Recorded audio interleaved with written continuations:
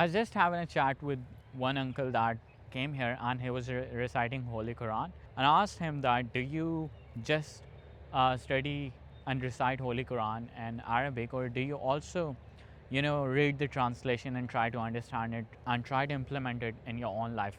And the answer that uncle gave me was very disappointing.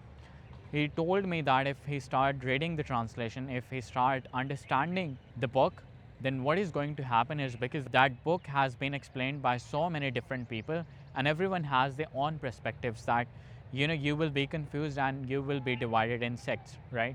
And he also shared that if you try to understand that book from the life of Prophet, from the quotes, ahadiths that were written, you can't really trust them because they were written 200 years after Prophet passed away, peace be upon him. And this was disappointing also because later I found out that he had done a PhD.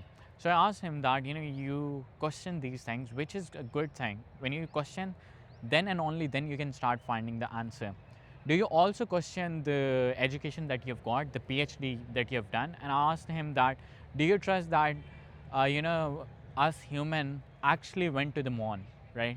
So when I asked these sort of things, that he had no proof of those things and he had accepted that. So my point was that, why do you study and recite something that you believe that that thing is going to actually divide you into sects, right? And that thing is not going to do well for you, right? So it is very, very disappointing that people do not sort of understand and try to implement those things. And that is the very reason that, you have sort of built this superior character of these Western people in your mind, and that is where you are getting all of your education from.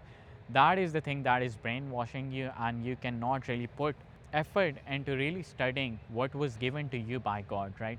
And that is the thing that had to free you.